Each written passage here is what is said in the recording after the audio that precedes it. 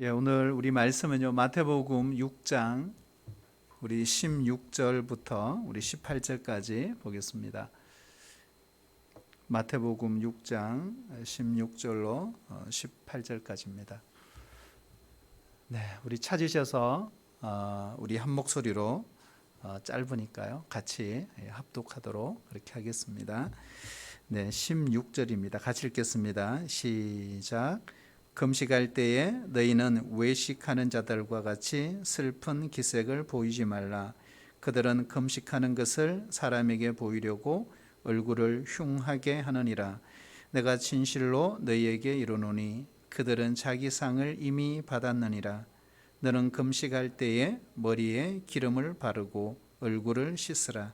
이는 금식하는 자로 사람에게 보이지 않고 오직 은밀한 중에 계신 내 아버지께 보이게 하려 함이라. 은밀한 중에 보시는 내 아버지께서 갚으시리라. 아멘. 우리가 경건 생활을 할 때 우리에게 영적인 많은 유익들을 주는 그런 수단들이 많아요. 우리가 대표적인 것이 기도죠. 기도. 그래서 기도를 통해서 우리가 많은 영적인 유익을 누릴 수 있습니다. 그리고 우리가 성경을 이렇게 통독하거나 또 묵상하거나 또 다독을 했을 경우, 또 정독도 마찬가지죠. 또 암송도 마찬가지입니다. 그래서 하나님의 말씀인 성경을 통해서 우리가 영적인 유익을 많이 누리죠. 또 구원에 이르고 뿐만 아니라 하나님 나라 갈 때까지 우리의 나침판이요, 또 우리의 지도가 되는 이 하나님의 말씀을 우리에게 주신 겁니다. 그리고 우리가 뭐 세미나나 수련회나 또 어떤 부흥의 집회, 이 모든 것들이 우리 영적인 유익에 큰 힘이 됩니다. 우리 경건 생활에 또 하나 상당히 우리에게 도전을 주고 유익을 주는 것이 금식입니다. 금식. 아마도 우리 금식은 한두 번은 해보셨을 거예요. 뭐 짧게는 한 끼 금식 뭐 이렇게 해보기도 하고, 아니면 뭐 하루 금식. 저는 부목사 시절에 연초에 꼭 하루 금식을 담임 목사님이 시켰습니다. 그래서 부목사님들이 돌아가면서 2명씩 기도원으로 가기도 하고 해서 꼭 금식하게 했습니다.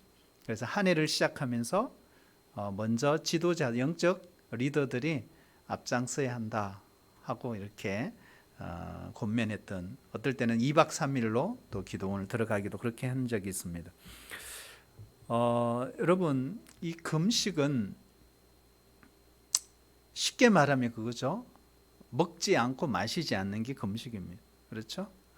먹지 않고 마시지 않는 게 금식이다. 여러분, 먹지 않으면 어떻게 될까? 당연히 우리가 배가 고프겠죠. 그렇죠. 여러분, 한 끼를 금식하든 뭐 2끼를 하든 하루를 하든 2박 3일을 하든 금식하면 배가 고픈 건 사실입니다. 근데 금식한 사람에게 이렇게 소감을 물어봐요. 금식하고 난 뒤에 어떤 소감이에요? 물어보면 여러분 무슨 답을 할까요? 금식한 사람들이 다음번에 또 하고 싶어요, 이런 답을 할까요? 금식을 저는 개인적으로 그렇더라고요. 금식하고 나니까 너무 배고프더라고요. 그래서 12시 땡 하는 때까지만 기다리는 거예요. 그리고 빨리 집에 가서 죽 먹어야지, 이런 생각이 가장 먼저 듭니다. 뭐 하나님 음성을 들었습니다, 뭐 환상을 보았습니다, 능력을 뭐 체험했습니다, 이런 것보다 가장 먼저 먹는 것이 생각이 난다 하는 것입니다. 여러분, 금식하고 나면요, 배고픈 사람의 그 심정을 우리가 이해하게 되고, 먹는 것이 얼마나 소중한 축복인 것을 우리가 알게 되는 것입니다. 사실 우리가 영적인 유익도 있지만 실질적으로 우리의 삶 속에 깨닫게 해주는 것이 참 많습니다. 금식하면 배도 고프고 기운이 빠져요. 여러분, 해보시면 알지만 기운이 싹 빠집니다. 그래서 성경을 제대로 읽는 것도 어려울 수도 있어요. 육체적으로 많은 변화가 일어납니다. 그러나 여러분, 육체적인 변화만 있는 것이 아닙니다. 우리가 영적인 부분에 있어서 많은 변화가 일어나는 것이죠. 여러분, 육과 영은 항상 같이 갑니다. 이게 무슨 말이냐 하면 우리의 영도 육체가 있어야만이 존재하는 것이다 하는 것입니다. 육체에 일어나는 많은 일들이, 많은 문제들이 영적인 것과 상관이 있다 없다? 있다는 거예요. 그리고 밀접한 관련이 있습니다. 예를 들면 우리가 육신이 아프면 영적으로 약해집니다. 영적인 상태가 또 좋지 않으면 육신적으로도 이상한 증세들이 나타나기 시작합니다. 금식을 해보신 분들은 다 느끼겠지만 금식을 하면요, 인생의 의미를 다시 한번 많이 생각합니다. 예를 들면 이런 겁니다. 좋은 옷을 입는 것, 비싼 자동차를 굴리는 것, 내가 화려한 사치품을 갖고 다니는 것, 그리고 인간관계에서 일어나는 많은 것들이 의미가 없어지고 시시해진다는 것입니다. 다만 자기가 배가 고픈 만큼 왜 기도를 하는가에 대해서 집중하게 됩니다. 그리고 하나님을 많이 생각하게 되는 거예요. 왜냐하면 이런 금식하면요, 자신을 괴롭게 하는 것이고 자신을 이렇게 옥죄는 것이고 육체를 가두는 것입니다. 그러므로 그 시간은 집중하게 되는 거예요. 그래서 오스왈드 챔버스는 이 금식에 대한 글을 적으면서요, 금식은 뭐냐? 집중하는 것이다, 그렇게 했어요. 여러분, 아무것도 안 하잖아요. 성경 읽고 기도하고 금식하고 이거밖에 안 하거든요. 집중할 수 있는 거. 여러분, 우리가 성경을 그냥 읽다가 금식하면서 성경 읽으면 아주 집중이 됩니다. 왜 그러냐? 영이 맑아지거든요. 우리가 금식을 하면요, 우리가 얼마나 이 먹는 일에 노예가 되어 있는가 하는 것을 깨닫게 됩니다. 우리가 코로나 시대에 살면서 아이들도 답답하겠지만 제가 가장 힘드는 사람이 누굴까? 그건 엄마들이에요. 엄마. 우리 아내들이 가장 힘들지 않을까? 왜 그러냐? 일어나서 아침 되면 아침 준비해야 됩니다. 아침 먹고 나면 설거지하고, 잠시 쉬었다가 또 점심 준비하고, 먹고 나면 설거지를 하고, 조금 쉬었다가 또 저녁 준비하고, 먹고 설거지하고, 얼마나 많은 시간을 이 먹는 데 투자하는지 모릅니다. 여러분, 이것뿐만 아니죠. 뭘 먹을까? 반찬 걱정, 메뉴 걱정. 그래서 이 아내들의 머릿속에 이것이 가득 찹니다. 온통 먹는 것이 바로 인생의 주제인 것처럼 우리가 그렇게 코로나 시대에 우리가 살고 있습니다. 실제로 우리들이 먹는 데서부터 자유한다면요, 굉장히 놀라운 일이 생길 것입니다. 그리고 우리의 인생의 참된 의미를 더 깊이 발견하게 될 것입니다. 그런데 어떤 사람들은 금식에 부정적인 사람도 있어요. 금식은 불필요한 것이다 주장하는 사람도 있습니다. 금식은 율법적인 것이라고 생각하는 사람도 있습니다. 반대로 어떤 사람은 이렇게 하시는 분이 있어요.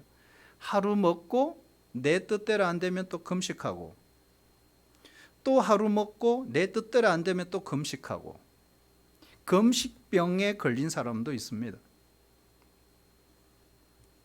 최근에 우리 목사님 한 분하고 통화하면서 이 목사님은 금식을 정말 자주 하시더라고요. 그래서 아이가 대학을 간다, 아이가 뭐 군대에 뭘 해놨는데 어떤 결정을 기다린다, 그때마다 목사님은 계속 금식을 하시는 거예요. 계속. 여러분, 이런 말 들어보셨잖아요. 40일 금식하다가 돌아가신 분들이 많아요. 어떤 분은 예수님이 40일 금식했는데 나는 41일 하루를 더 해야 되지 않느냐, 그래서 하루 더 하다가 돌아가신 분도 있고. 여러분, 이런 모든 것들은요, 금식의 원래의 뜻, 그것을 잘 몰라서 그런 거예요. 여러분, 금식은 무기가 아니에요. 진짜 금식의 의미를 아는 것은요, 우리의 경건 생활과 우리의 육신 생활에 아주 중요합니다.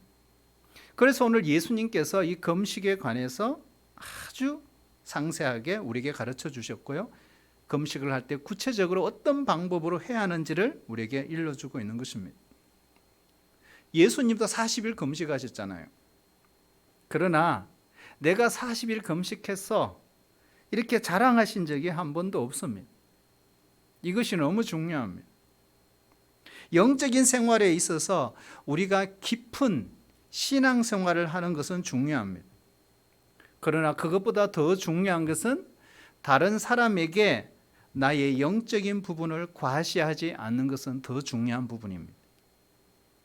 자, 그럼 여러분, 우리가 구약과 신약을 통틀어서 봤을 때 이 금식을 어떻게 이야기하고 있느냐는 것입니다.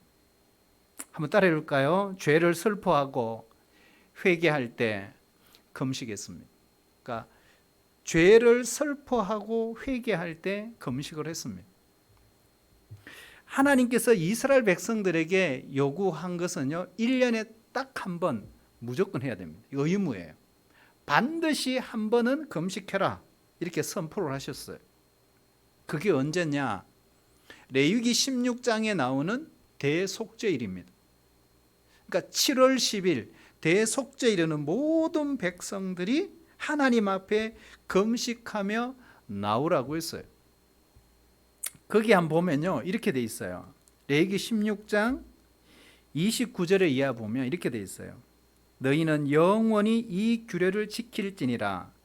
일곱째 달 곧 그 달 10일에 너희는 스스로 괴롭게 하고 아무 일도 하지 말라. 자, 여기에 보면 너희는 스스로 괴롭게 하고 아무 일도 하지 말라. 왜 아무 일도 하지 말라 그랬을까요?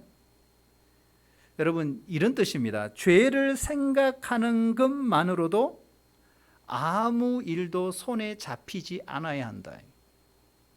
이게 바로 대속죄일입니다. 그리고요, 이 대속죄일을 이렇게 표현하고 있어요. 31절, 레위기 16장 31절에 보면 이날은 너희에게 안식일 중에 안식일이다. 최고의 안식일이다. 그런데 여러분, 생각해 봐요. 금식을 하면 괴롭잖아요. 못 먹고 못 마시니까. 그런데 하나님은 그날이 안식일 중에 안식일이다, 최고의 쉼의 날이다 그랬어요. 그런데 여러분, 괴로움과 이 쉼이 어떻게 같이 갈 수 있느냐는 거, 이 고민스러운 것. 자, 그러면 이게 하나님이 이야기하신 거거든요. 거꾸로 말하면 이거죠. 결국 죄가 우리의 쉼과 평안을 빼앗아 갔다. 그렇다면 그날 하루 나를 괴롭게 함으로 죄의 문제를 금식하면서 해결하면 어떤 일이 벌어진다고요? 빼앗겼던 평안과 쉼을 되찾을 수 있다. 그래서 그날은, 대속죄일은 비록 금식하고 회개하는 날이지만 안식일 중에 안식일이다. 진정한 평화가 오는 것. 여러분, 우리도 그렇잖아요. 우리도 죄 용서함을 받는 것만큼 큰 축복이 없어요. 우리가 십자가의 은혜와 십자가의 그 죄 사함의 은총을 받았던 순간들을 생각해 보면요, 죄 용서함을 받았다는 그 순간을 생각해 보면 얼마나 자유롭고 내 마음속에 얼마나 기쁨이 넘치고 그동안에 잃어버렸던 것들이 생각나고 내 안에 허물과 죄로 죽었던 우리들이 살아나는 기쁨을 경험하는 것입니다. 그래서 여러분, 이 회개의 기쁨은 단순히 회개가 아니에요. 안식일 중에 안식일이에요. 최고의 기쁨이고 하나님의 용서가 베풀어지는 그 순간 우리는 잃어버렸고 빼앗겼던 모든 것들을 회복하는 그런 역사가 일어난다는 것입니다.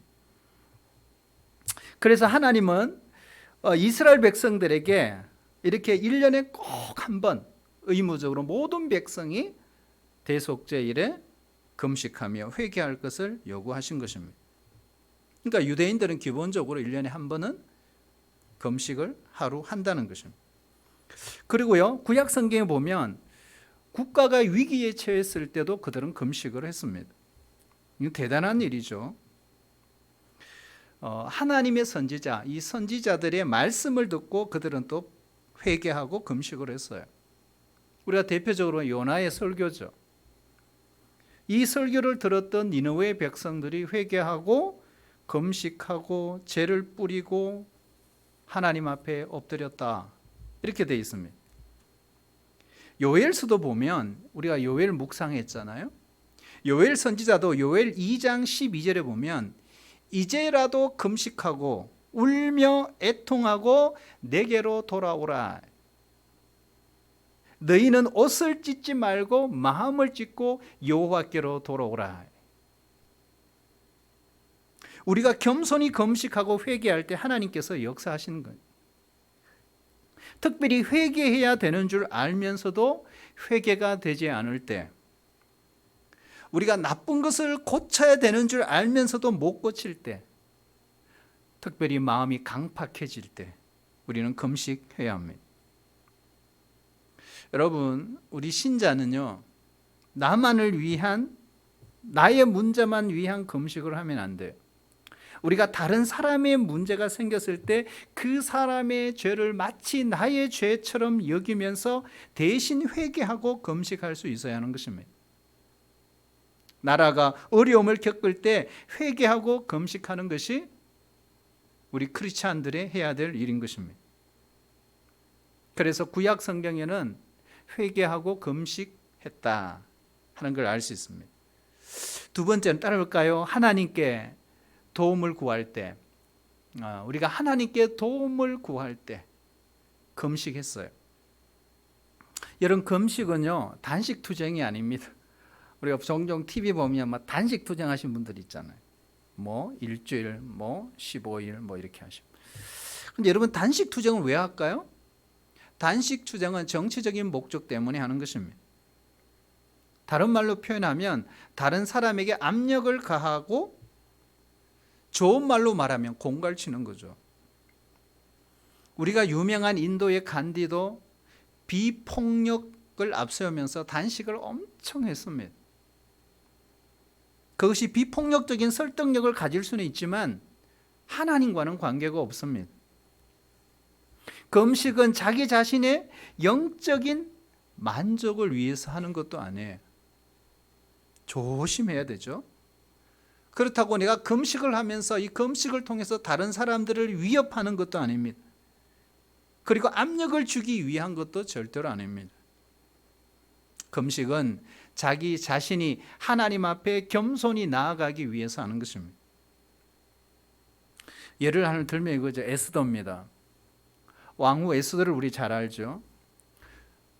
자기 조국이 위기에 빠졌습니다.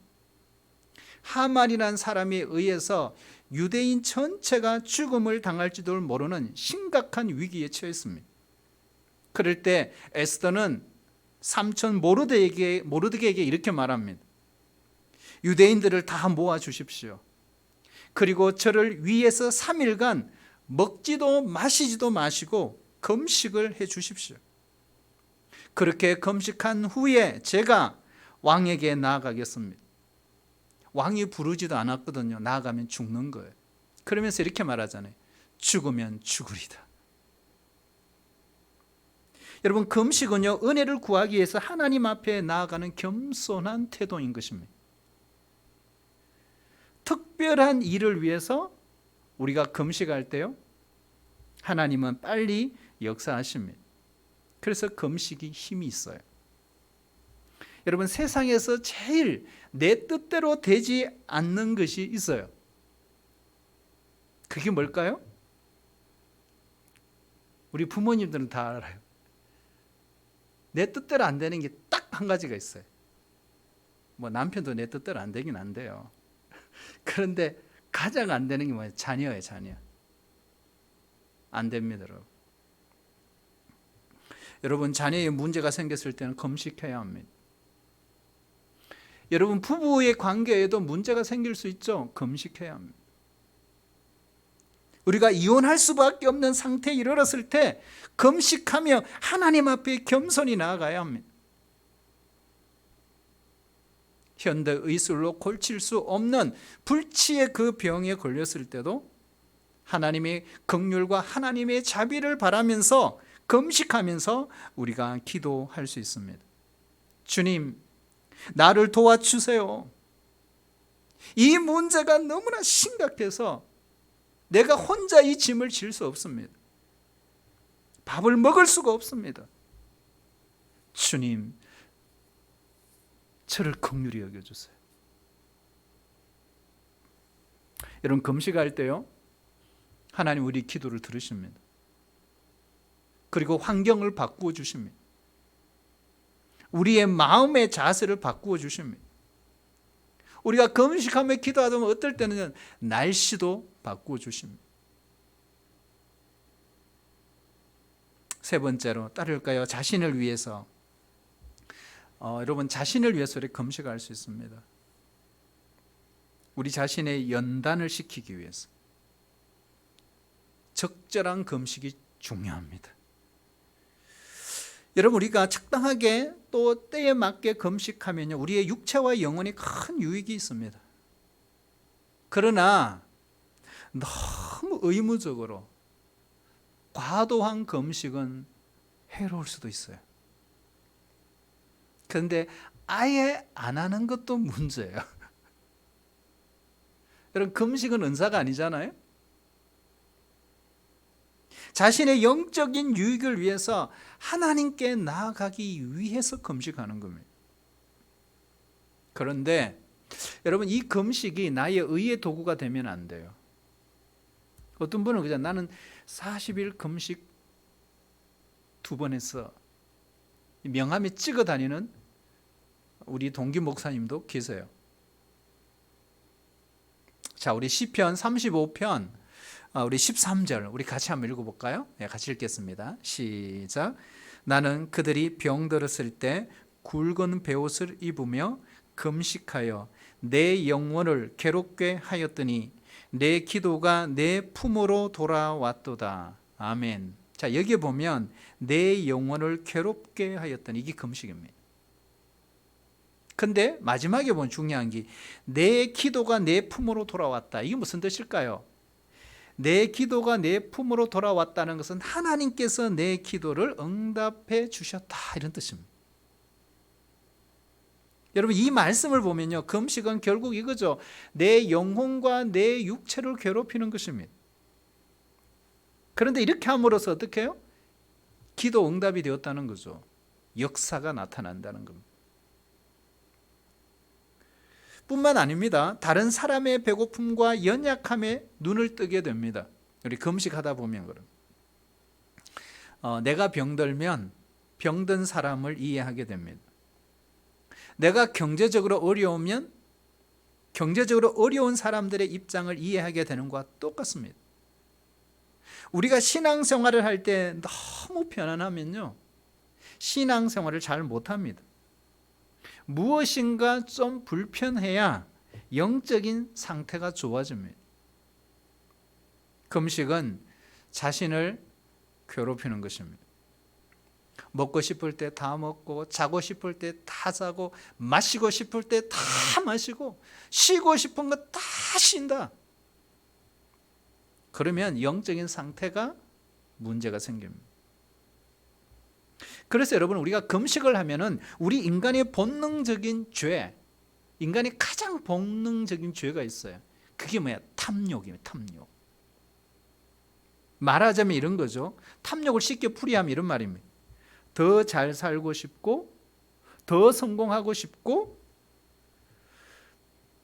무엇이든지 더 잘하고 싶은 것, 이게 탐욕이돼요. 그런데 금식을 하면 여기서부터 벗어날 수 있다는 거예요. 왜 그런가? 고린도전서 9장 25절에 보면 사도 바울이 이렇게 말합니다. 이기기를 다투는 자마다 절제하나니 그들은 썩을 승리자의 관을 얻고자 하되 우리는 썩지 아니할 것을 얻고자 함이니라. 여러분, 신앙에는 절제가 정말 중요합니다. 절제할 수 있어야 됩니다. 우리의 삶도 절제할 수 있어야 합니다. 그것을 위해 여러분 한번 금식해 보시기를 축복합니다. 자기 훈련에 정말 도움이 됩니다. 특별히 우리 개인적으로 보면 잘못된 습관의 노예가 되었다면 금식을 통해서 해결됩니다. 우리가 물질의 소유욕에 잡혀 있다면 해방될 수 있습니다. 금식이 끝나면요, 내 영혼이 맑아지고 영혼의 창이 깨끗해지는 걸 느낍니다. 하나 더 볼까요? 네 번째, 따라올까요? 주님의 뜻을 분별하기 위해서. 이럴 때 우리 기도하잖아요. 어떤 중요한 결정을 할 때 금식합니다. 우리가 사도행전 13장 2절에도 보면 안디옥 교회가 선교사를 파송하는 일이 생겼습니다. 근데 누구를 파송해야 될지를 알 수가 없는 거예요. 여러분, 이 제비 뽑기 할 수도 없는 거예요. 어떻게 해요? 그렇잖아요. 이 중요한 일을 앞두고 안디옥 교회 성도들 전체가 금식을 했습니다. 여러분, 우리 교회도 앞으로 뭐 중요한 결정을 해야 될 일이 있으면 온 교우들이 하루 정도 금식해야 되겠다는 생각을 오늘 말씀 준비하면서 강력하게 느꼈어요.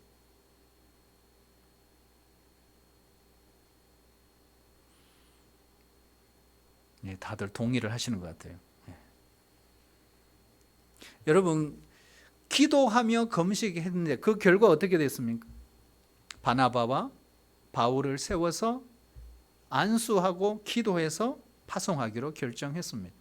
자, 거기에는요, 인간의 어떤 의견이나 인간의 어떤 생각도 문제가 되지 않았습니다. 오직 기도와 금식을 통해 하나님의 뜻을 그들은 물었습니다. 주님의 뜻을 우리가 분별하기 위해 이처럼 개인적으로도 그렇고 교회적으로도 얼마든지 금식하며 기도할 수 있습니다. 또 한 가지가 있어요. 따라해볼까요? 영적인 승리를 위해서. 자, 여러분, 금식은 영적 승리를 위해서 할 수 있습니다. 예를 하나 들면 마태복음 17장 21절에 보시면 거기는 성경 구절이 없어요.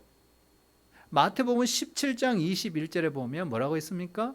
없음, 이렇게 해놨어요. 없음. 그런데 그 밑에 각주 2번 해놨을 거예요. 성경책 각주 2번에서 그 각주 2번에 보면 이렇게 돼 있어요. 어떤 사본에는 기도와 금식이 아니면 이런 유가 나가지 아니하느니라, 이렇게 돼 있습니다. 자, 이게 어떤 스토리입니까? 귀신 들려 간질에 걸려서 고생하는 아이를 고치면서 예수님께서 이렇게 하신 말씀이라는 겁니다.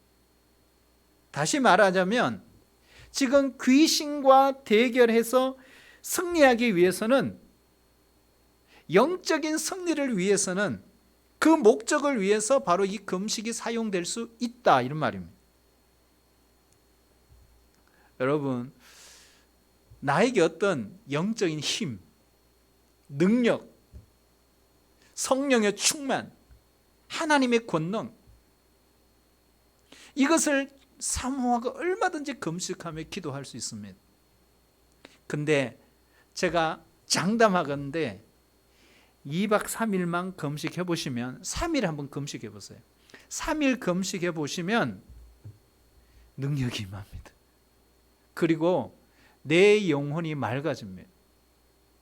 그리고 영적인 눈이 열려요. 다양한 경험을 할 수 있어요. 환상도 볼 수 있어요.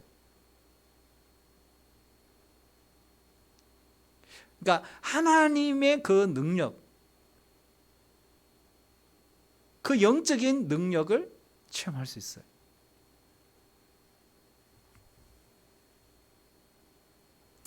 자, 그러면 여러분, 우리가 금식할 때 그러면 어떻게 하는가, 구체적으로 어떻게 해야 될 건가? 오늘 예수님이 가르쳐 주고 있는 것입니다. 먼저 예수님이 오늘 말씀하시기를 금식을 할 때 이러한 부분들은 주의해라, 이렇게 말씀하셨어요. 첫 번째가 뭐냐?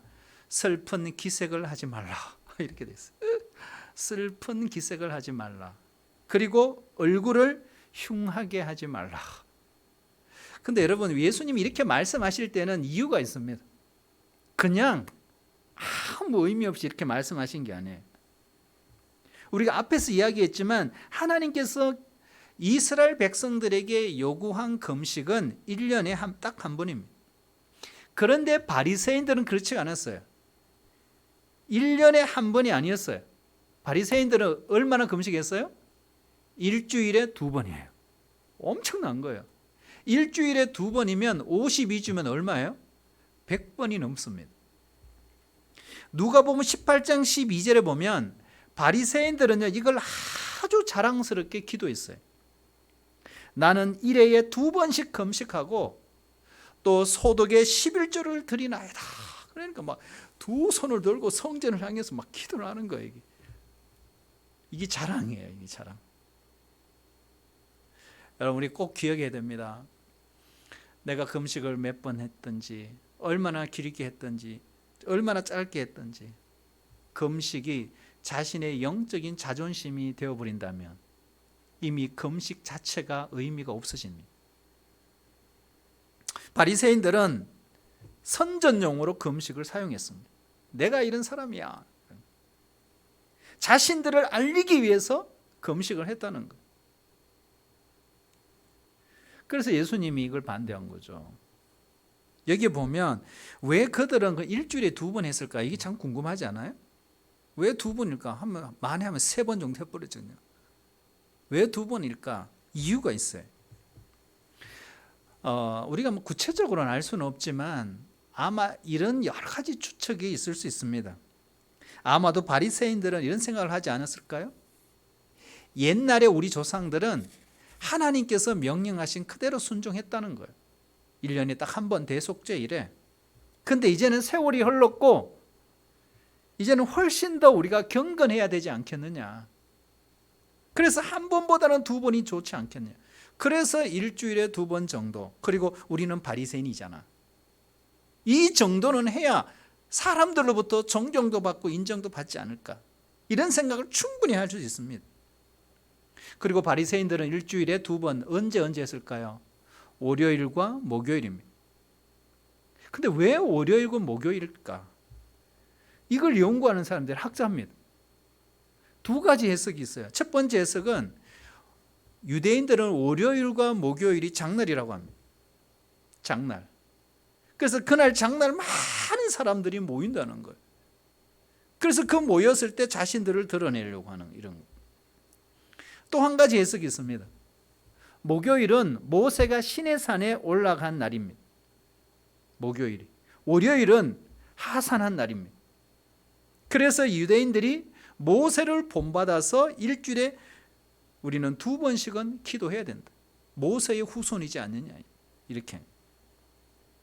그래서 이 자신들이 금식하는 것을 다른 사람들에게 보여주기 위해서 내가 얼마나 하나님 앞에 위대한 사람인가를 보여주기 위해서 그날을 이용했다는 것입니다. 그래서 그날은요, 이걸로 끝나는 게 아니에요. 머리를 다 풀어헤친다는 거예요. 이 사람들이, 바리새인들이. 머리를 다 풀어헤치고 그리고 얼굴을 창백하게 하기 위해서 화장까지 한다는 거예요. 헤어진 옷을 입고 그리고 땅에 옷을 질질 끌면서 뭐라고 하느냐 하면 그 장선에 돌아다니면서 오 하나님 이렇게 한다는 거예요. 우리가 볼 때는 정말 이해 안 되잖아요. 그렇게 돌아다닌다는 거예요. 그래서 예수님은 그들을 향해서 뭐라고 하냐, 사람에게 보이려고 금식하지 말라. 슬픈 기색을 보이지 말라. 창백한 얼굴로 사람 앞에 나타내지 말라. 금식은 과정보다 중요한 것은요, 마음입니다. 이미 금식하려고 마음먹은 그 자체를 은밀한 중에 계시는 우리 하나님은 다 보고 계신다. 그리고 2번째는요, 머리에 기름을 바르고 얼굴을 씻으라. 머리에 기름을 바르고 얼굴을 씻으라. 그래서 이 말씀을 좀 오해하시는 분들이 있더라고요. 금식할 때 평상시보다 더 화장을 잘하고 더 잘 씻고 이렇게 해야 되겠구나 이런 생각을 할 수 있지만 그런 뜻이 절대로 아닙니다. 이런 것은요, 내가 금식을 하면서 금식하지 않는 척하라 이런 뜻도 아닙니다.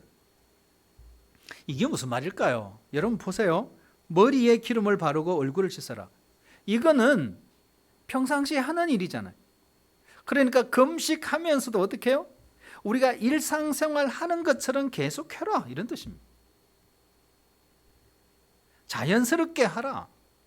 내가 금식한다고 티를 내지 말라 이런 뜻입니다. 그냥 금식하지 않는다. 금식을 하지 않는 것을 하는 것을 다른 사람들에게 모를 정도로 그렇게 하라 뭐 이런 뜻이죠. 좀 심하게 말하면 쇼하지 말라. 여러분 금식도 하나님 앞에 하는 거지 않습니까? 왜요? 이런 거 있죠, 여러분. 은밀히 한다고 해서 하나님이 몰라주시느냐? 절대로 아닙니다.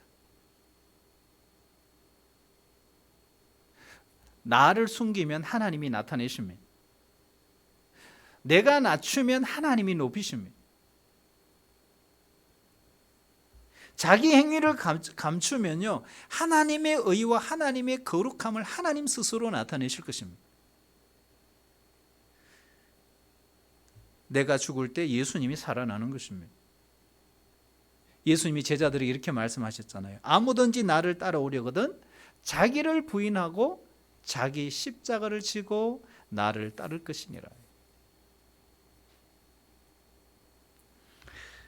우리가 결론 지으면 이겁니다. 여러분 금식이라는 것은요, 이런 거죠. 단순히 내가 먹고 마시는 것을 절제하는 것이 아닙니다. 금식은 내 삶의 성결과 거룩과 절제를 요구하는 것입니다. 우리가 중독에 걸린 것이 있으면 그것이 어떤 것이든 모두 끊어내야 합니다. 알코올 중독이든 담배 중독이든 쇼핑 중독이든 게임 중독이든 유튜브 중독이든,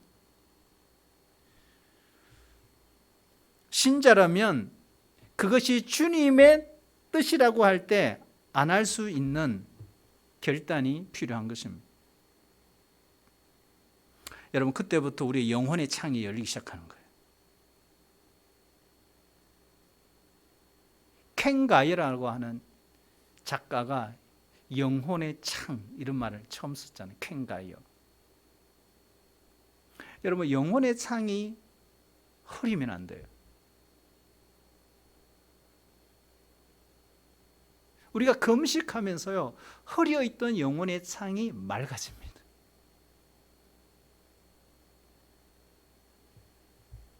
스펄전 목사님은 교회가 어려운 일이 당할 때마다 모든 성도들에게 광고를 했어요. 성도 여러분, 우리 함께 금식합시다. 그래서 모든 성도들이 같이 금식에 참여했습니다. 그래서 그 금식을 할 때마다 하나님의 지혜를 발견했다 그렇게 말합니다. 왜요? 금식을 하면 우리의 영혼의 창이 맑아지기 때문에 그렇습니다. 영혼의 창이 맑아지면 하나님의 지혜를 깨닫습니다. 영감을 알게 됩니다. 영감을 주십니다. 그리고 하나님 주시는 아이디어가 있습니다. 우리가 그렇다고 해서 여러분 우리가 매일 금식할 수 없습니다. 금식하는 병에 걸리지 않는 것이 중요하고요. 오늘 예수님이 가르쳐 주신 이 금식의 방법을 통해서 여러분 금식하면 큰 영적 유익이 있습니다. 그때부터 우리에게 자유함이 옵니다. 여러분 우리 안에 참 욕심이 많아요.